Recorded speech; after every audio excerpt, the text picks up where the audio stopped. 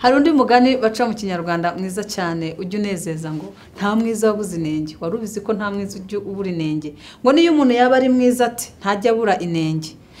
Ondoza mu Ruganda urugero bari bategeza nti mbo murungi taburu wako kamogo to muntu ne bwabanga murungi ati no gambo uno yasinga oyinzo mutuse waka no sange empisaze mbinyo nga cyo arabya ate kunguru sike kiri munda. Ororero rugero rafiko ABS TV. Uwo ni umugani wacu kuri ABS TV.